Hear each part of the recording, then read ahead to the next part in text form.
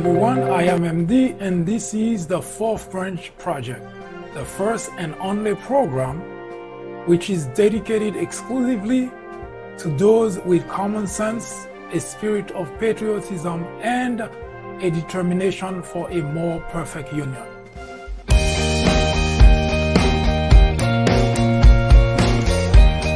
welcome to the Fourth Branch program. Glad you can make it. I am MD. This program is dedicated exclusively for those with common sense, a spirit of patriotism, and a determination for a more perfect union. Stay tuned as we begin the discussion of a very important, interesting, and enlightening topic. Hope to hear from you soon. Happy listening.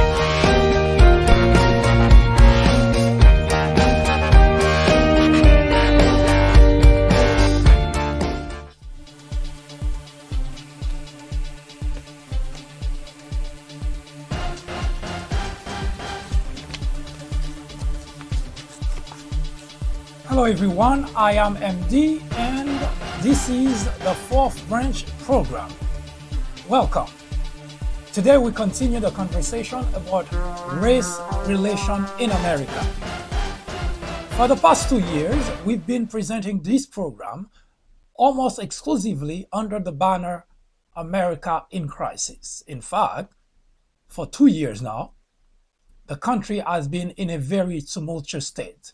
There has not been a single day, not a single day since January 20th, 2017, that the country has not had to cope with some sort of difficulty, some sort of problem, some sort of crisis, all of which are caused by one individual, the President of the United States, who ironically, whose first job is to not set fire, but rather to solve problems.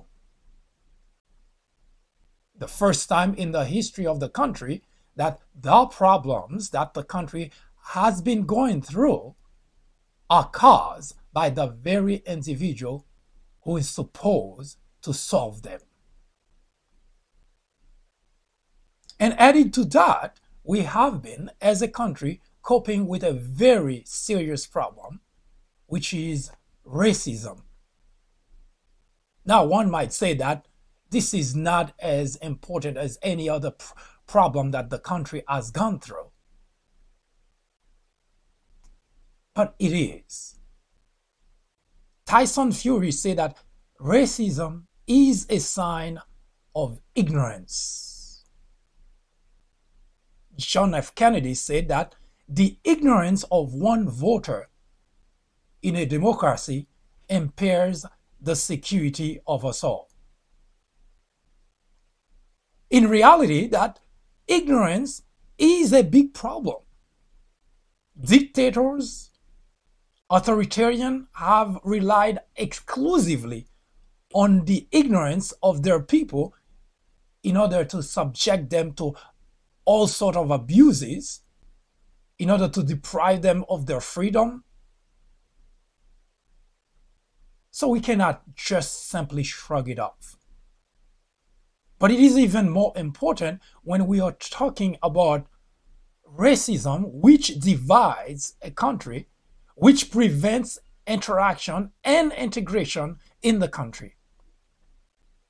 For the past few weeks, we have been talking about race relation in America, and we have been showing as to the roots of that problem. Today, we continue the conversation to provide even more example of why, in the midst of the 21st century, racism is still rampant in America.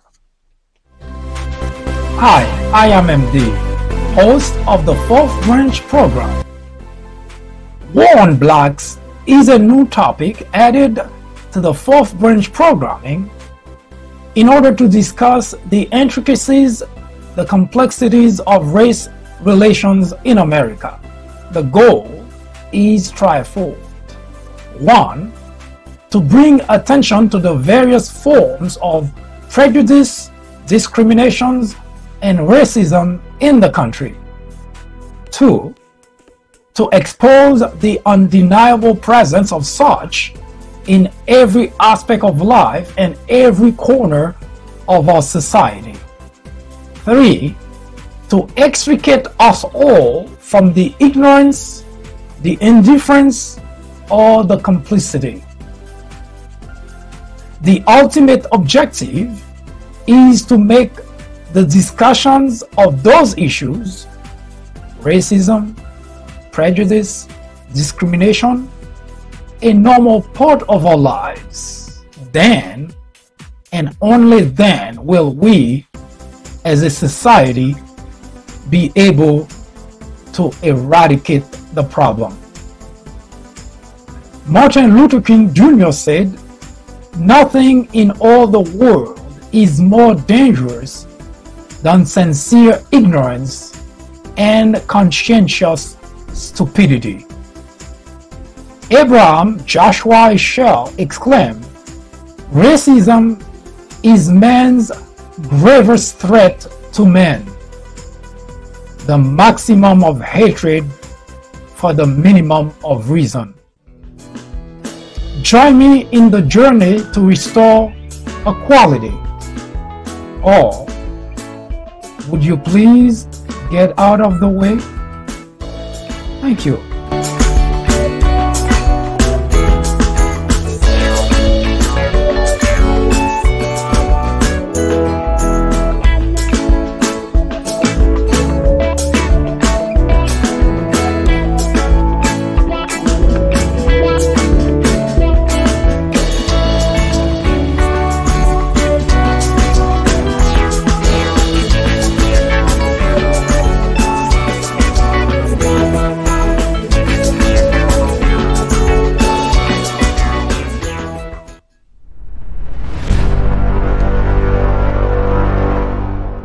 What is racism? Racism is the behavior, the action, and the thought of one individual towards another based exclusively on external factors, on physical aspects such as skin color. In other words, the individual practicing racism and discrimination has no other information about the individual towards whom he or she practices racism or discrimination other than the physical aspect of that individual. Surely it is ignorance. But racism is not in of itself an issue.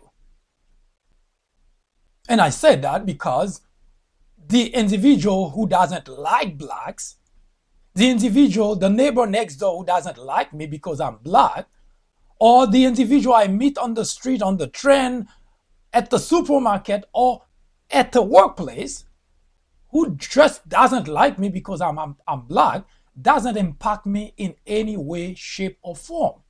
It doesn't make me any sicker or any healthier. It doesn't make me any richer or any poorer. So that individual doesn't have any impact on me. So as far as I'm concerned, that racist is just a state of mind that make that individual feels well or okay, then be it. What is of concern to me and should be to any decent individual, black or white, is institutionalized racism. Institutionalized racism is a system which nurtures, condones, or even promotes racist behavior, actions, and languages. Now, we cannot separate those two for the simple reason that institutionalized racism is promoted, is nurtured, is condoned by those who are racist. Now, no one could just be neutral or not racist and at the same time be part of promoting racism in any organization or in the country. So again, the institutionalized racism is what should be of concern to any individual, black or white, any decent individual, that is, because it condones, it nurtures, and it promotes racist behavior, racist actions, and racist languages. Now, that's a big, huge feat to cope with, because as of date, we have in the Oval Office a racist. Now, institutionalized racism is done, and we blacks in general, we cope with that aspect of life on a regular basis. We meet that, we experience it in every aspect of our lives. Walk down the street. In New York, for instance, we had the stop and frisk.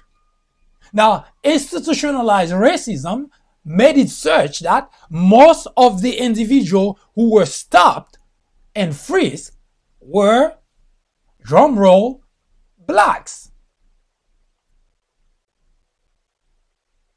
A black individual and a white individual walk into a courtroom for the exact same problem, the same crime, or the same misdemeanor, the judge will impose harsher punishment on the blacks versus the white. This is caused by institutionalized racism.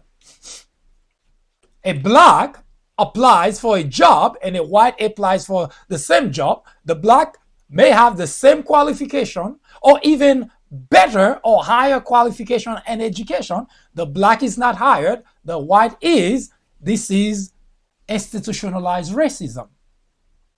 The examples are many, they're plenty, they abound.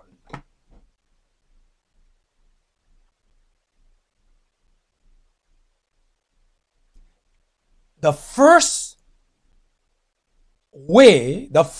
factor in solving any problem is to recognize the problem, to acknowledge the problem, to identify the problem. As I mentioned before, there are three important factors in solving racism in America. The first one is to acknowledge that there is rampant racism in America. It's not a few white nationalists, it's not a few white supremacists, it's rampant in America. That has to be recognized. Unfortunately, as I mentioned also prior, that there is a variety of acknowledgement of the problem. Different groups see different aspects of the problem. Some in the white community, that is, they don't see that the problem is widespread. They don't see the problem is rampant. Some even ignore, shrug it off, or even deny its existence. When Obama was elected president of the United States, you could hear all over the place, especially in the Republican circle, that we should not talk about racism in America anymore because, well, we elected a black man.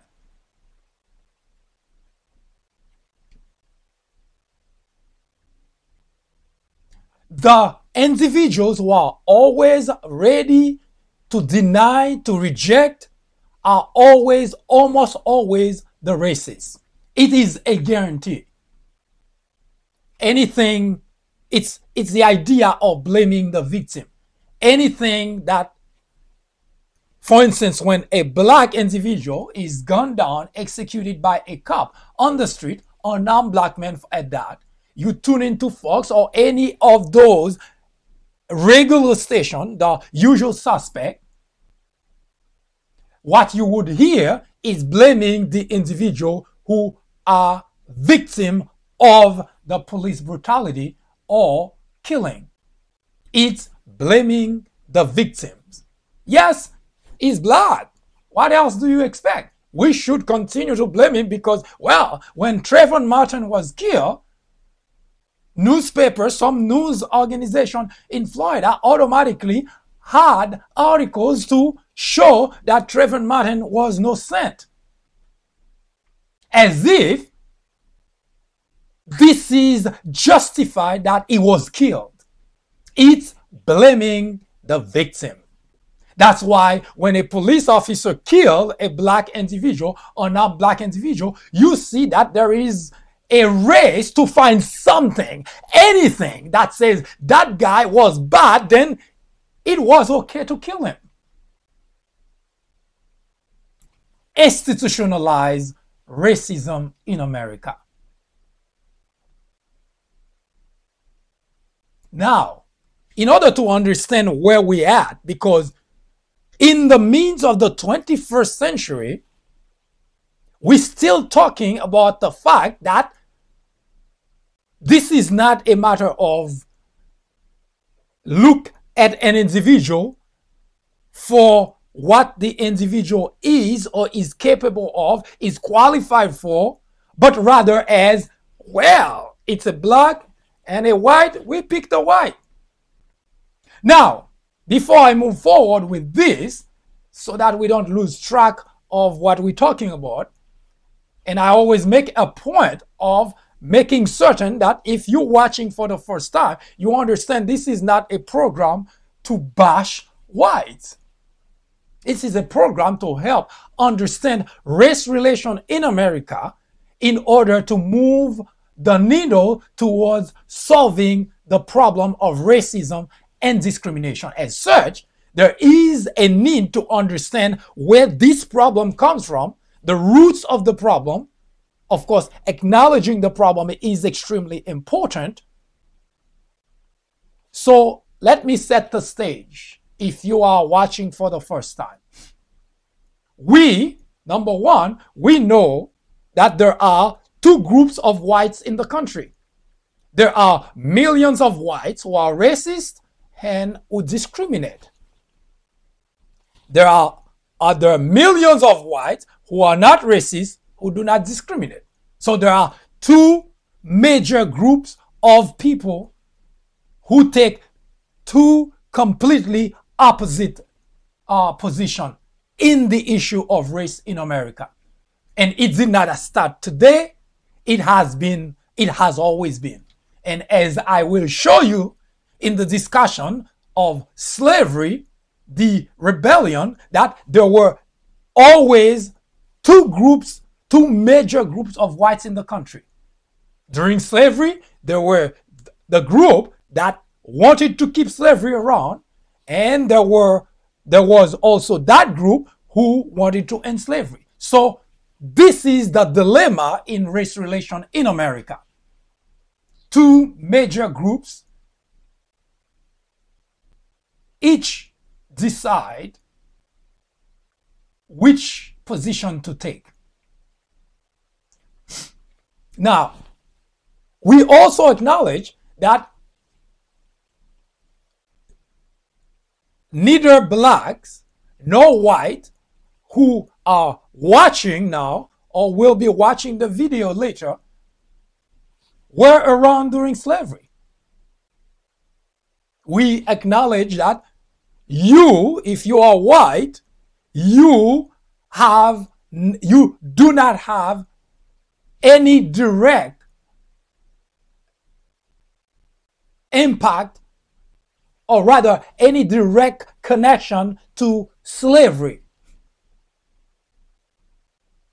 But as I said before, and I'll say it again, if you are descendant of slave ownership, meaning your ancestor or ancestors were slave owners, although slavery ended in 1865, you cannot wash your hands as if you have absolutely nothing to do with it. Because you do. In fact, that's the reason we're talking about institutionalized racism today. Because it didn't start with you, obviously. It started as slavery was winding down, there were a number of actions that were taken, that took place, which set the stage for institutionalized racism. It didn't happen on its own. No one is born racist. So, those two major important factors ought to be kept in mind at all times during the discussion of this program, Race Relation in America. Slavery, there are those who wanted to keep slavery and those who wanted to end slavery. Today, we have those who want to continue the practice of racism and discrimination, and there are those who want to end the practice of racism and discrimination. Nothing has changed. Same people. As we move forward with this discussion, we will give you a better way of identifying whites who are racist, who discriminate, even if they tell you they're not. It's not as easy as it used to be, but there are still ways to recognize those individuals.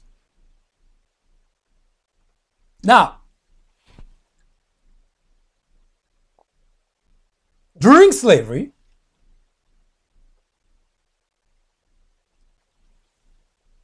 whites inflicted on blacks treatment that today they would have been thrown in jail if they inflicted those treatment on animals. White slave owners, obviously, inflicted on black slaves treatments that were so inhuman that today they would have been thrown in jail for doing the same thing to animals. Among some of those treatments, they branded blacks. Now, if you don't know what that means, if you never seen animals, cattle in particular, being branded, it's a piece of metal that has the initial of the owner that put on fire to become hot enough so that when it's put on the animal, the initial hot, the initial stayed because it burned the initial on the skin of the animal. And that initial would not be removable unless you were to remove the whole skin off. And yet, even there, you would say that under the skin, there were plenty of damage that done. White slave owners were doing those things to blacks.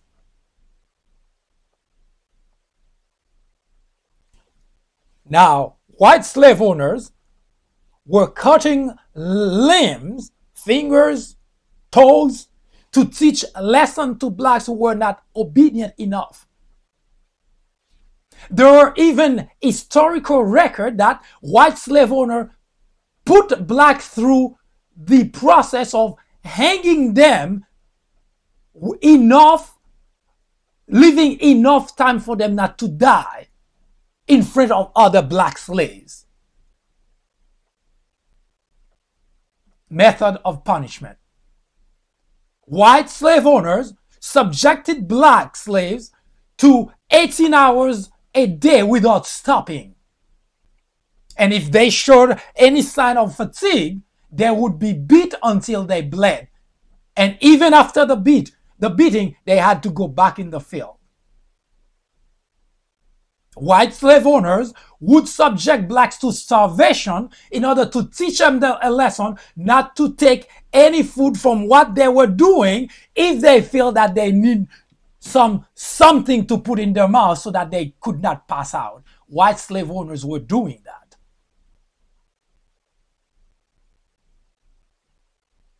Those were physical punishment.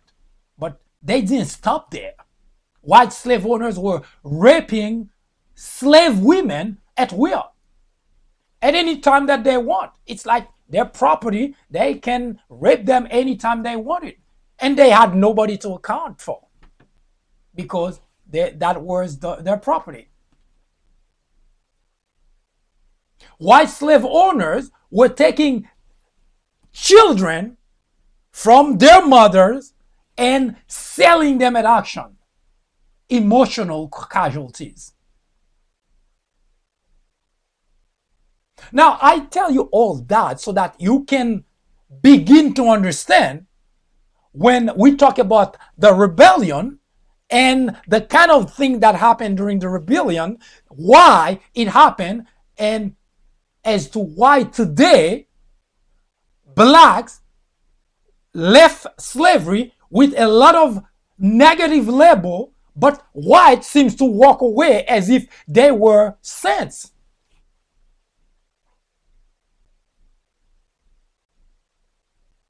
That needs to be understood in the discussion of race relation in America, because the story that is told from one generation to the other is what is at the basis of institutionalized racism in America, because the very individual who are in control of all aspects of society, whether it's the government, businesses, and so on, they're the one who help to perpetuate institutionalized racism in America, because it is based on a lot of information that were passed from one generation to the next, but those information were tainted.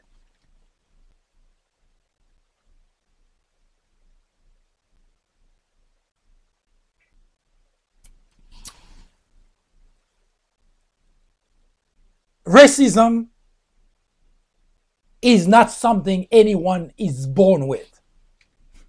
Racist behavior, racist inclination, racist tendency, that kind of sentiment, people are not born with. In other words, if we are talking about racism in America, it's because it is taught from one generation to the next. No one is born racist. You acquire that sentiment from your parents, who acquired it from their parents, and so on and so forth. And that's why today we have institutionalized racism.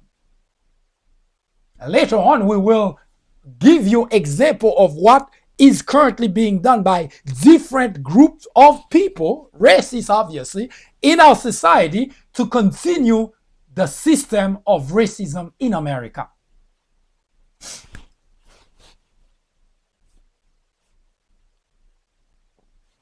Now, we're going to take a short break, and when we come back, there are a few people who made a few comments about this particular program, most specifically about the fact that I keep pointing fingers at white slave owners. And they seem to think that I got it all wrong. So we'll be right back to address that question or that concern those individuals have before we move on to the bloody aspect of the rebellions. Hi, I am MD, host of the Fourth Branch program. War on Blacks is a new topic added to the Fourth Branch programming in order to discuss the intricacies, the complexities of race relations in America. The goal is threefold. 1. To bring attention to the various forms of prejudice, discriminations, and racism in the country. 2. to expose the undeniable presence of such in every aspect of life and every corner of our society. 3. To extricate us all from the ignorance, the indifference, or the complicity. The ultimate objective is to make the discussions of those issues, racism, prejudice, discrimination, a normal part of our lives. Then, and only then, will we, as a society, be able to eradicate the problem. Martin Luther King Jr. said, "Nothing in all the world is more dangerous than sincere ignorance and conscientious stupidity." Abraham Joshua Heschel exclaimed, "Racism is man's gravest threat to man, the maximum of hatred for the minimum of reason." Join me in the journey to restore equality. Or would you please get out of the way? Thank you.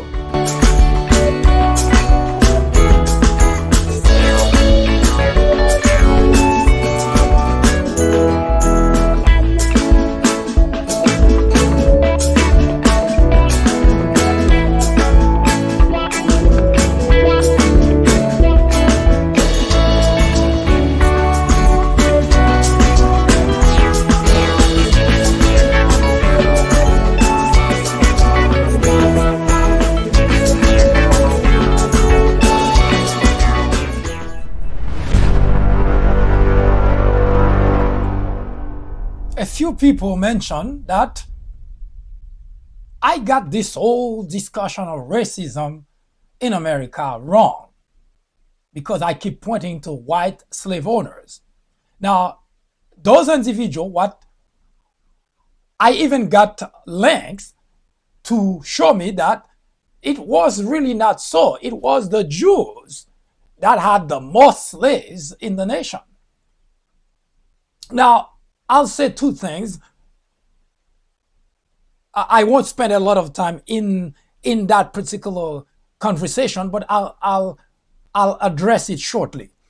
I'll say two things. First, it would not have mattered anyway, because the whole point of discussing, I'm not here to teach about slavery. I'm not here to discuss all the details, all the complexities during the slavery time. The only reason I resorted to slavery, to that period of time in our history, is to make a point, is to go back and understand the problem of racism by looking at the relationship, the interaction between blacks and whites. Now, even if that were to be the case, Jews, whites, the conversation still stayed the same. It was wrong then by whoever it was. The slavery was perpetrated for the period of time. It doesn't matter who the party was. Now, I'm not sure I understand the idea of trying to shift the conversation by saying it was not, whites were not the majority of the slave ownership, of the slave owners, Jews were. Now, here's where the information came from. In 1991, Louis Farrakhan wrote a book, a piece where he tried to imply that there was a relationship between blacks and Jews, but the relationship was mostly slave relationship, slave owners relationship. Now, two things. One, Jews were involved in transatlantic uh, transport in transatlantic sales of slaves. But Jews were in that aspect, not only for here in America, Jews were pretty non-existent in terms of being individual were trading slaves in America. They were mostly doing their journey from Africa to Europe, to the Caribbean, to Latin America. In fact, history reports to us that Brazil and some of the Caribbean islands were mostly where the Jews were transporting slaves from Africa to those places. Brazil and the Caribbean in particular are the main port. And there is a reason for that, because Jews were pretty much kicked out of the business because that was a lucrative business. The idea of capturing blacks and selling them. European took over that and they were kicked out of Spain. And in fact, they were pretty much going out of business, so to speak. So they had to find themselves a new place to just drop those slaves that they were transporting. Now, in terms of after Louis Farrakhan wrote that piece in 1991, 1 year later, there were two individuals. One was Jewish and the other one was an American historian that refuted everything that was written by Louis Farrakhan about this relationship that he tried to establish between Jews and black, meaning slave and blacks ownership relationship. Now, David Bryan, who is actually he's still alive. Thinking about it, he's approximately 91 years old now, but he's a historian whose expertise is in the period of slavery. So he wrote extensively about that. Now, here is one of the quotes that I'm going to read for you from David Bryan Davis. He said, Jews had no major or continuing impact on the history of New World slavery. We're not talking about Louis Farrakhan, who just wrote whatever the reason that he had to have written that piece. I am not certain, but historian refuted the idea that Jews were major slave owners in America. Now, David Bryan was not the only one who found that was the case. There was also other historian that refuted. In fact, the following years, in 1993, that is 2 years later. Now, 1 year later, in 1992, David Bryan wrote about that, and there were another gentleman, Brockman, that also wrote about it, but that gentleman is Jew. So we are expecting him to defend the Jews as not having much or anything to do with slavery. Now, David Bryan, on the other hand, was a historian. So his job is not to be pro or con, but to simply research and find the information and report it. Now, another historian, Jason Silverman, described the part of Jews in slave trading in the southern United States as, and I'm using his word, minuscule. He said that the presence, the idea that Jews have much to do with slavery in America is laughable. Jews accounted for 1.25% of all Southern slave owners. 1.25%. Negligible. But there is also another point to make in this aspect. Jews did have slaves that worked for them in plantation. Mostly was domestic.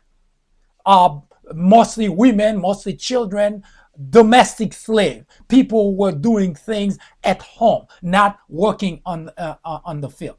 So I'm not certain the idea or why the individual, whether it's out of ignorance or to simply model the fact that I'm talking about that aspect of race relation and want to throw that off as if, well, by doing that, that would take me away from the discussion.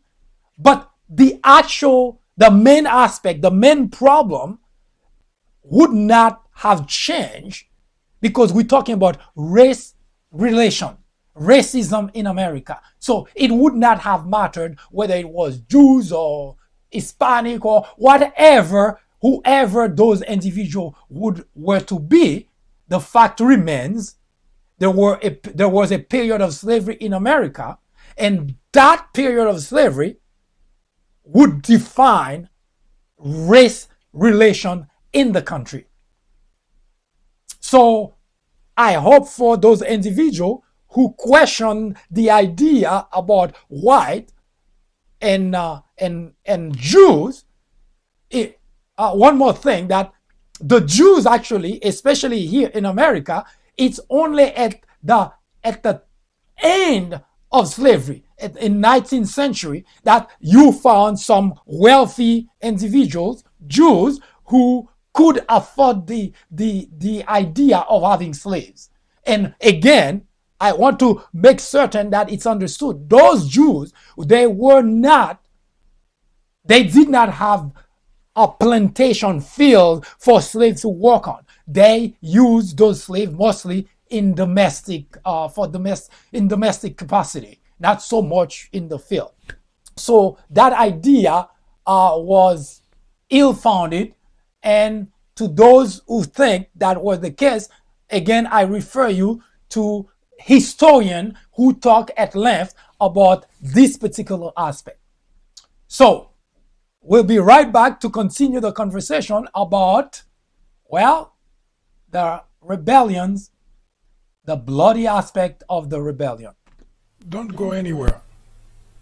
The fourth branch program will return in just a moment. After reading several books based on presidents and on Obama specifically, I found that they're typically partisan.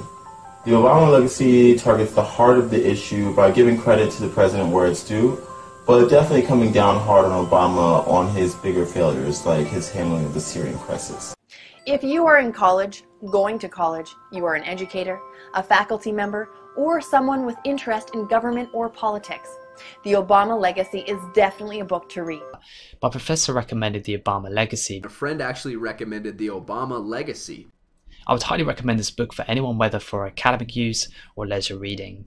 I would recommend this book to anyone out there searching for an impartial and unbiased look into Barack Obama's tenure as president.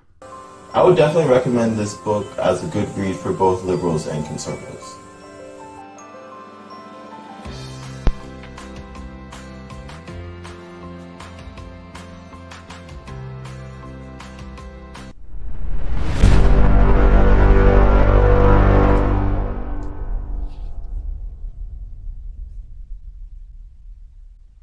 Slavery, the bloody rebellion. We have been talking a lot about the facts that throughout slavery,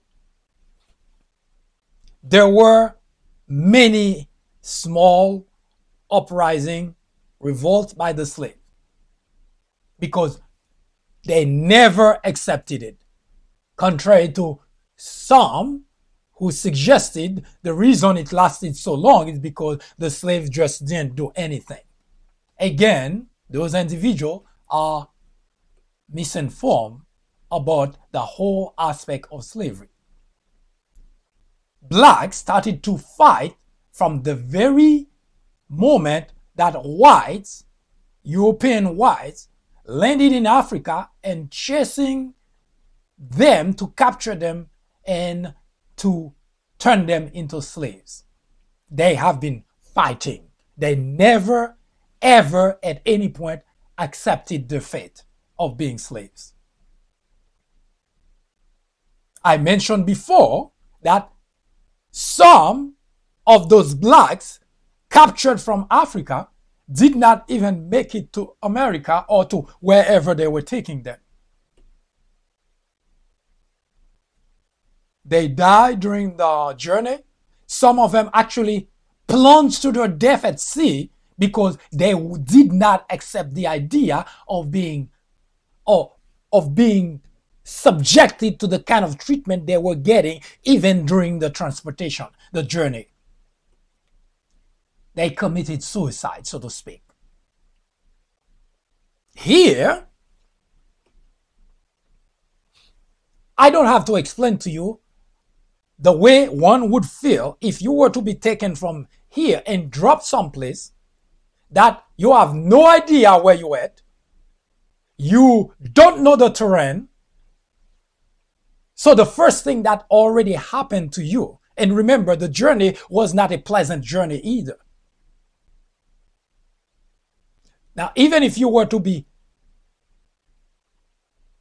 well traveled, not the way that the slaves did, and drop in a place where you have no idea where you're at, and the people in front of you are people you never seen before, you don't know where to go, you don't know what to do, you drop in that place. But worse, of course, from being from Africa, blacks learn to adjust to different environment because their job, well, their lives require that they move quite a lot in order to survive.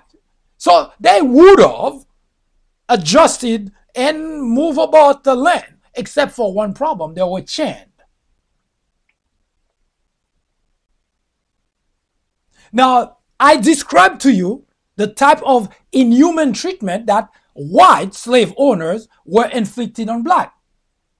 And because of that, it is useless, pointless to even mention to you that they have been trying to get out of it for as long as the very first time that they found themselves in that predicament. So that continued here while they were subjected to all kind of mistreatment, inhuman treatment. And even here, as I pointed out several times before, that every time one slave got an opportunity, he would try to escape. And quite a few of them end up dead because they were very closely guarded, people with rifle would not hesitate a second to shoot them if they tried to run. And they did. So having lived through decades of those type of treatment in the hands of white slave owners, now the trend of blacks of uprising, it started to become more and more frequent, because it wasn't just in the beginning a few. Of course, white slave owners had their ways of quelling any type of uprising. When it first started, they beat the slaves until they passed out. They starved them to death. They punished them harshly so that the other slave got the picture. In the beginning, it worked. But as time went by, younger generation of slaves coming up, they get more emboldened, and some of them rather died than continue in the predicament they were in. So uprising became more of a frequent thing. Complaint, uprising, and before we knew it, they start fleeing the scene. Whenever they start getting smarter too, because they figure out, okay, it looks like everything we tried seems to fail. So now we're gonna pretend that we accepted our fate. We're not gonna be as try as hard as before. We're just gonna let the slave owner get the impression that it's okay. Just give us an inch. We're okay. We're not going to escape. We're not going to do anything wrong. But as the slave owners learned very quickly, that was just part of the strategy to flee slavery.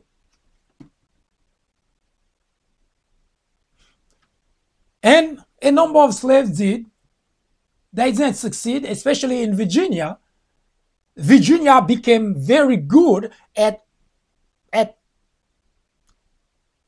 preventing those kind of things from happening,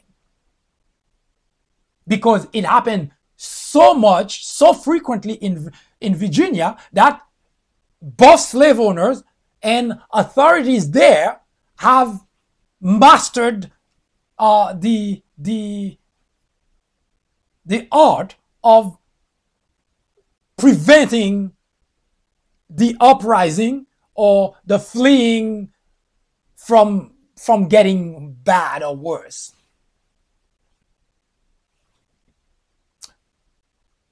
But that did not stop anything. In fact, the more white slave owners, the more punishment that they inflicted on blacks, especially those that were captured and executed, the more punishment. They put black slaves through psychological treatment that today, if anyone were to put anyone to that kind of treatment, that person would have been considered either insane and, of course, put in an institution, placed in some sort of mental institution. But to the white slave owners, those were their ways of inflicting pain on blacks.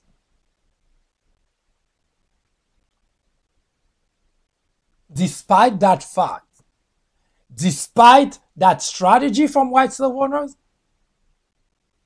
blacks said, no way, we have to get out of there because we're not going to stay there. This is enough was enough. As I mentioned before, most of the uprising were disorganized. Just a few blacks that decided, let's make a run for it.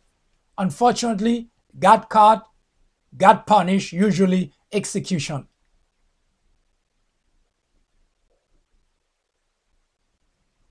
In 1800, Gabriel Prosser, the first organized, well, I should say the first attempt to escape with a leader, someone who organized the escape. We don't have any way of knowing if it would have been successful. But it was organized. Unfortunately, a couple of black slaves, who were part of the process, got cold feet. So because of that, they told their masters, and the masters told authority, the end was what it was always be.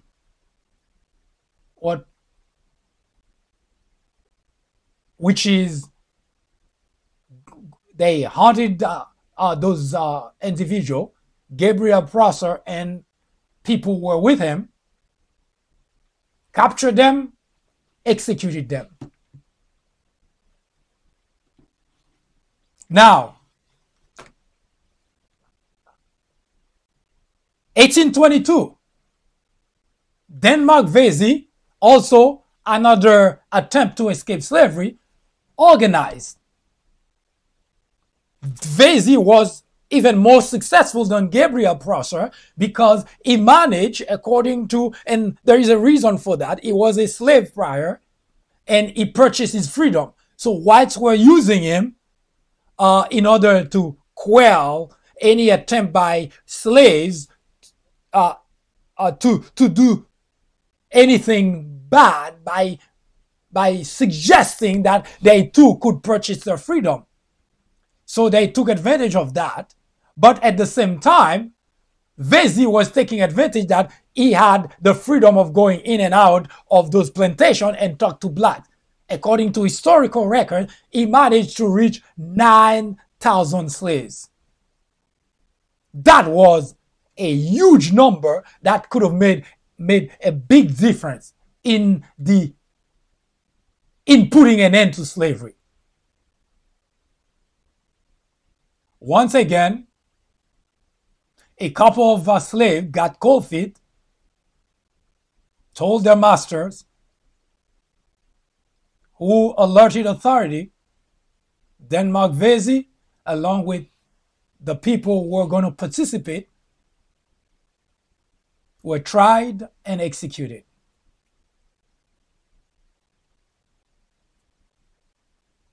You see the reason that slavery was taking so much time, slaves were taking so much time to get out of slavery? It's because different people have different level of understanding and resistance. Some could go along with it. Some, well, they did not have the stomach for it.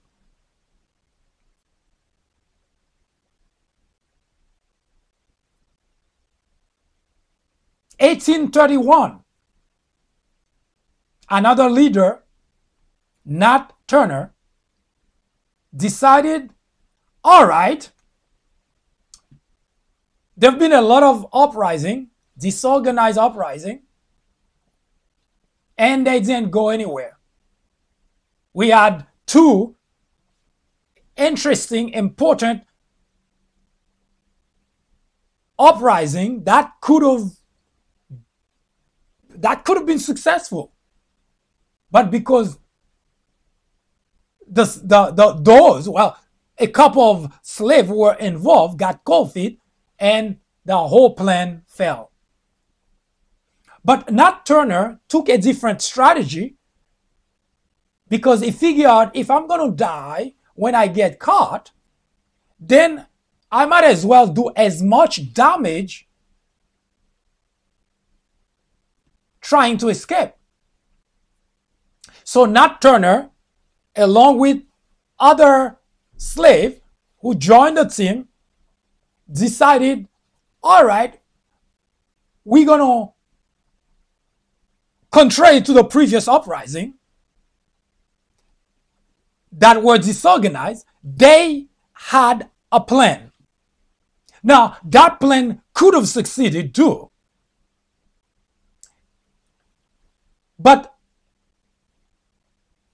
they did not have the structure, the leadership. Nat Turner did not have the leadership that Gabriel Prosser or Denmark Vesey had, meaning that people listened to him.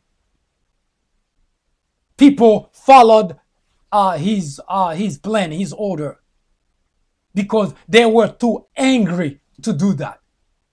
The first thing Nat Turner did, he went and killed his master and the whole family. Now, if it were just that, maybe the plan would have succeeded. But unfortunately, the people who were with Nat Turner decided, we too have to kill those people who cause us so much harm. We have to.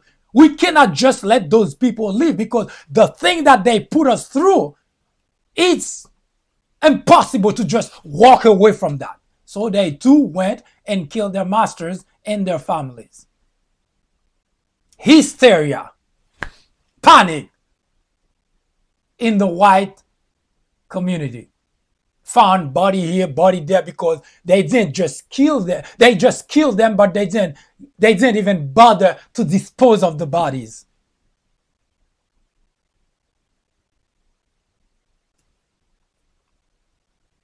So before they could get anywhere, authorities were alerted and they all were rounded up and executed. Nat Turner did manage with a few other leaders to escape and went in hiding.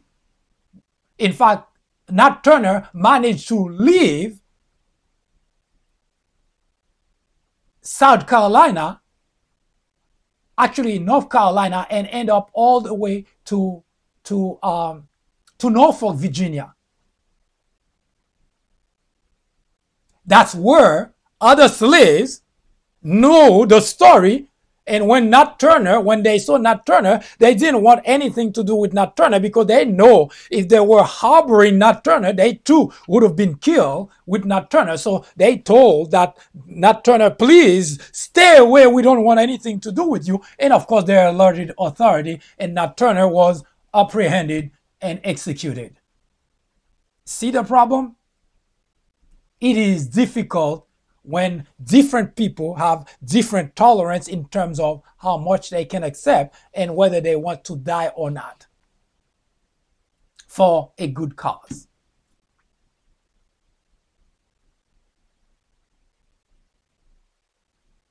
Now, I want you to think a moment about that story. We're going to talk about John Brown. John Brown was a white man. He didn't fight against slavery during the Civil War. He did that way before the Civil War. Now, remember I mentioned before that since the beginning of this whole thing, the whole slavery era, there were always two groups of whites. Those who wanted to keep slavery and those who wanted to end slavery. John Brown is a model of not just someone who was against slavery, but someone who actually took part in fighting against slavery. Not even in the Civil War, because you could have said in the Civil War, there were two camps, hundreds of thousands of people on one side, hundreds of thousands of people on another side. So you could have said, well, that was part of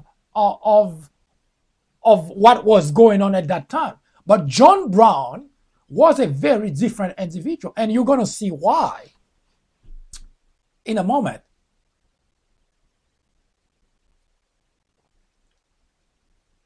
The kind of treatment that slaves were subjected to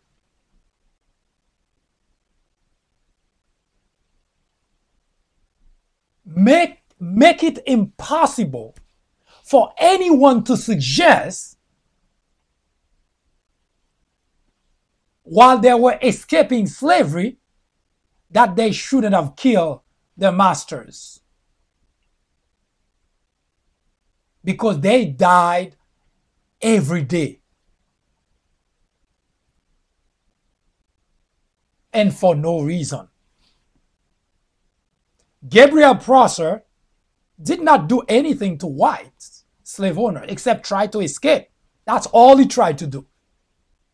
He wasn't planning on killing whites. He wasn't planning on doing anything other than, I want to get the hell out of that hellhole. That's all Gabriel Prosser wanted.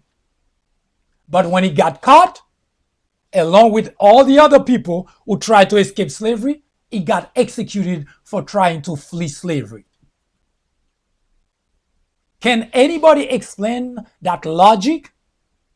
You put a group of people in a predicament that you forced them to be into, and you mistreated them, you humiliated them, and when they tried to escape that predicament, you say, oh, why should you? And you caught them and you kill them.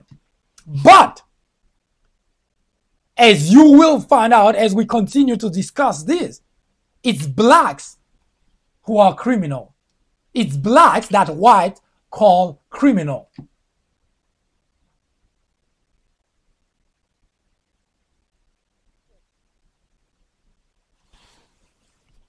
Now, after Nat Turner was caught, executed along with 60 other people. You call them leaders, sub-leaders. There were more than those people who got executed that participated in that uprising. However, those they considered leaders, those were the one that suffer the ultimate punishment, execution, public execution. White slave owners used that as a psychological deterrent for the other slaves. See what happened to them? We hung them. So if you try, that's what's going to happen to you. In fact, it was almost a pastime for white.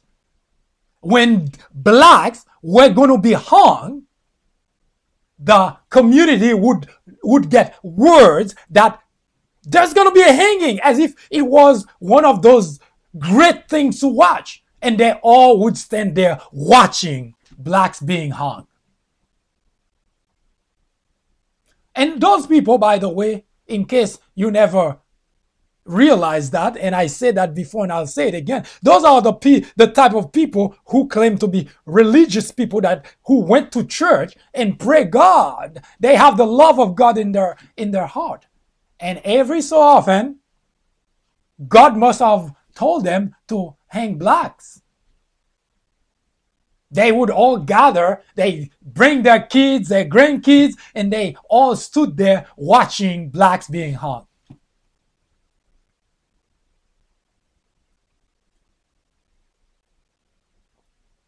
Now, according to historical record, John Brown, white, must have got inspired by no other than Nat Turner.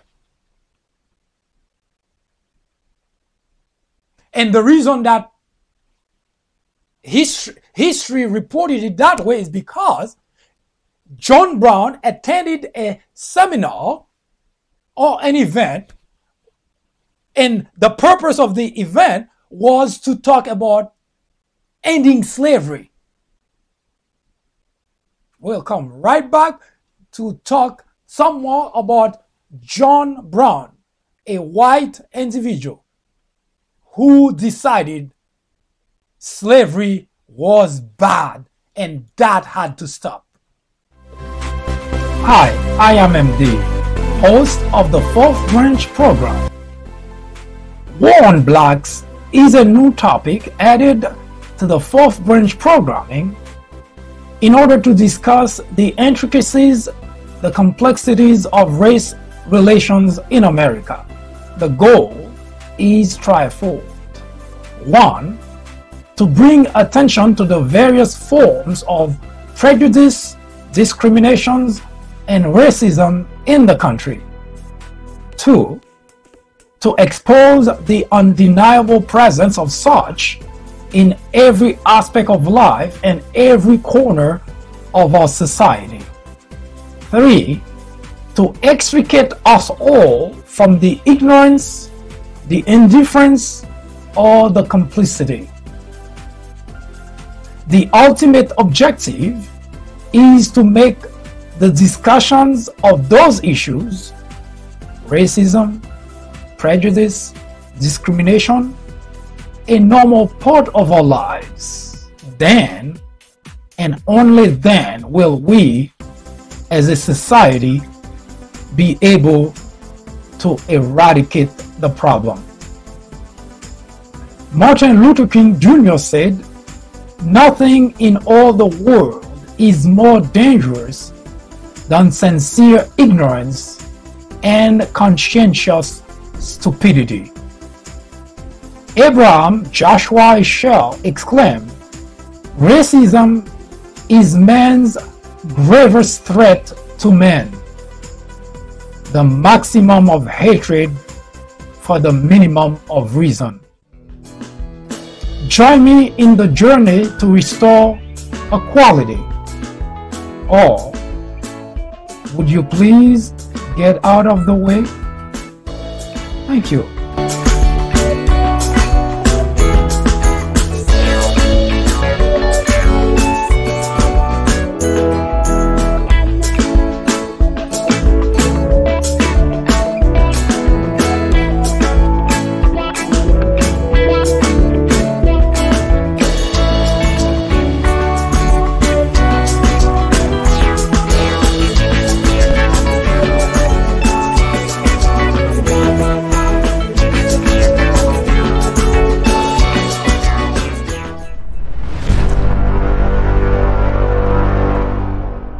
John Brown actually was born in Connecticut,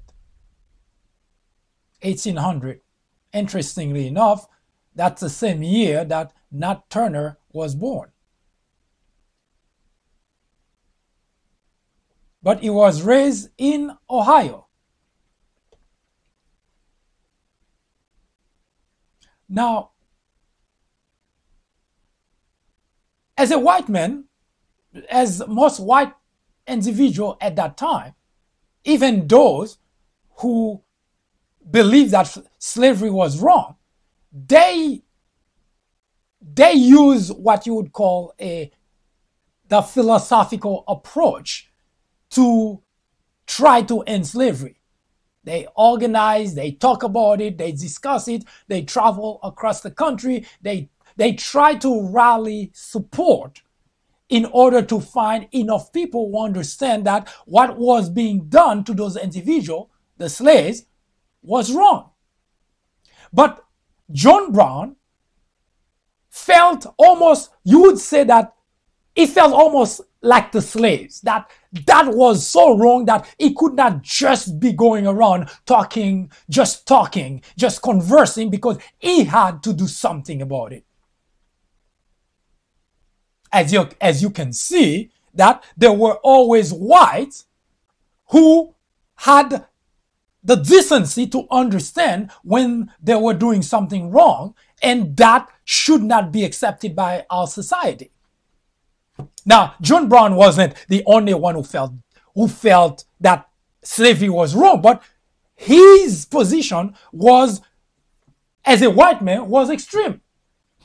It was extreme because of the way that he felt, because he felt very strongly that wasn't right, what they were doing to those blacks. He didn't know any of those blacks, but he knew that was wrong.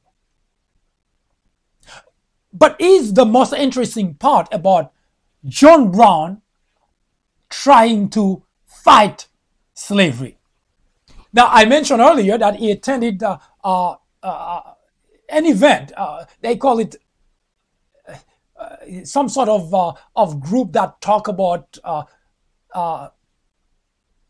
the abolition of slavery. So he attended that meeting, and from that time, he attended a meeting. And of course, information were passed, and from that time, he made it his life mission to end slavery.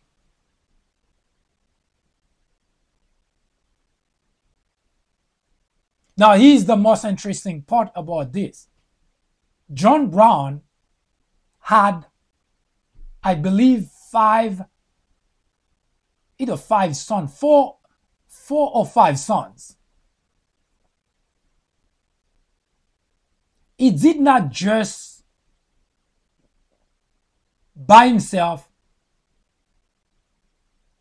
decided to take that route to end slavery. He enrolled his son in the movement.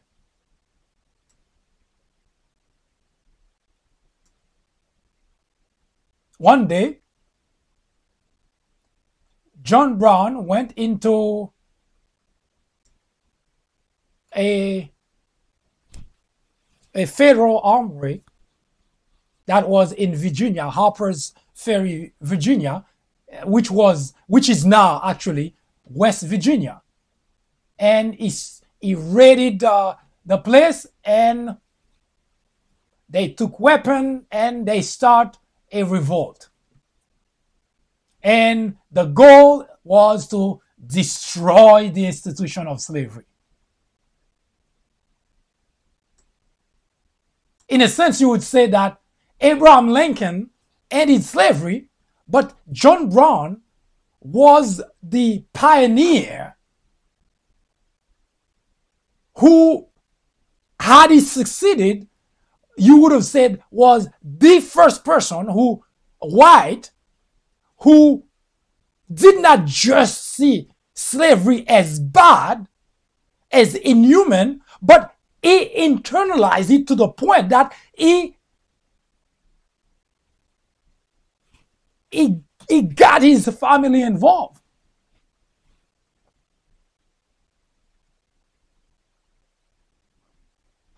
Contrary to Gabriel Prosser, Denmark Vesey, Nat Turner, all of those individuals tried, of course, they failed. And the reason that they failed, of course, for the first two, Gabriel Prosser and Denmark Vesey, I mentioned before, because the two slaves who got cold feet alerted authority, and that really defeated the plan. Nat Turner, on the other hand, was somewhat disorganized in a sense that the individuals who were with him were too angry to listen to him, so they had to go and kill their white slave owners. So they got caught. So Nat Turner could have succeeded too, but it did not, because I guess there was too much anger, too much frustration going on in those people's mind that they just could not think straight. Now, John Brown concocted a plan. According to history, in 1850, he traveled to Kansas with his son, 5 of them. And the idea was to fight those who condone slavery, those who are what you call pro-slavery. So he traveled with his son, his family, not just him.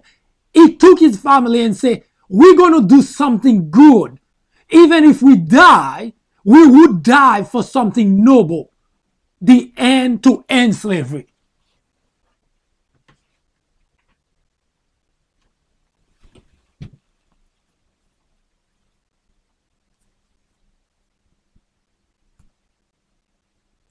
So John was in Kansas, and in 1856, of course, now he already made a name for himself that this is the guy, the white man who wants to end slavery. So every now and then, with his son and a group of other people, and mind you, we're talking about, at this point, we're talking about white individual. There was no black involved yet. Just white. To give you a sense that there in this country, there have always been two groups of people, two groups of whites. Those who choose to be on the wrong side of history, and those who choose, no matter what, to be on the right side of history. And up to today, we're still exactly where we were during slavery.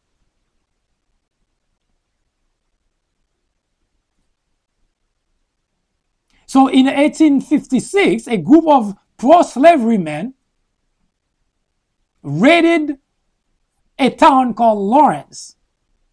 And that town is of importance is because it was mostly known as the quote unquote the abolitionist town. That was a town in Kansas where mostly individual white who wanted to end slavery.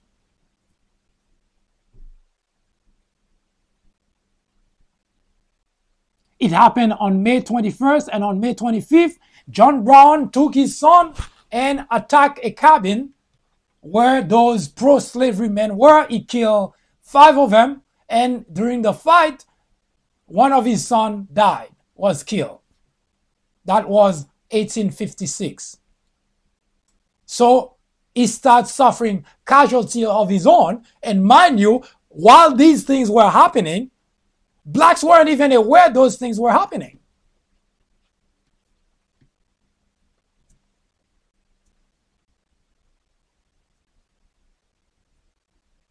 That's why race relation in America is so difficult to talk about, because there are decent white who are not racist, who do not discriminate.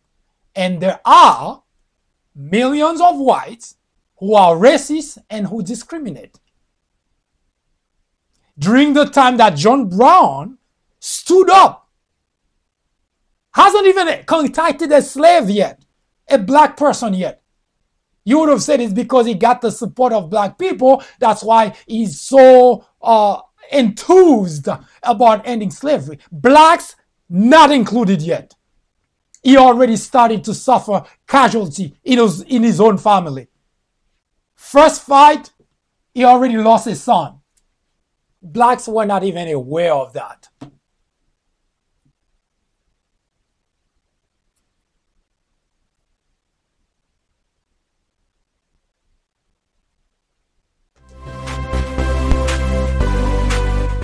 I am MD, host of the 4th Branch program, inviting you to join me every Saturday at 10:30 a.m.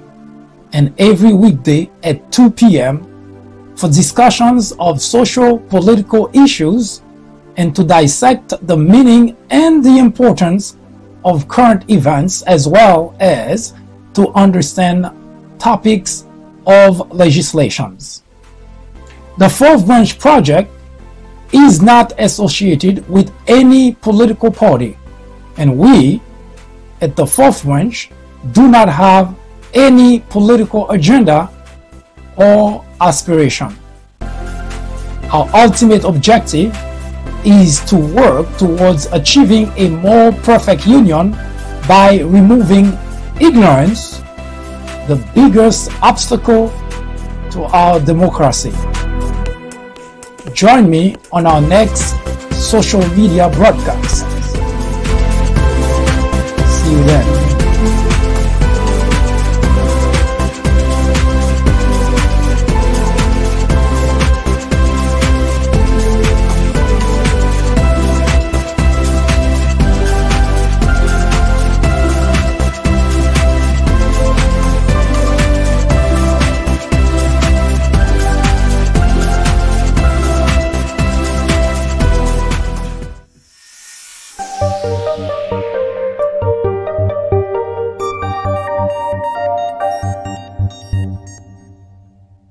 I do thank you to have spent the time with me, and I hope you were enlightened by the information imparted to you today. I hope you can join me again next time, which is Monday at 2 p.m., which we continue the conversation about race relation in America. Obviously, we will continue talking about John Brown, because his fight didn't end there in Kansas, that is. He will continue the fight to end slavery. And fittingly, of course, we will talk about the state of affairs of politics in our country. I hope you have a wonderful weekend. Good day.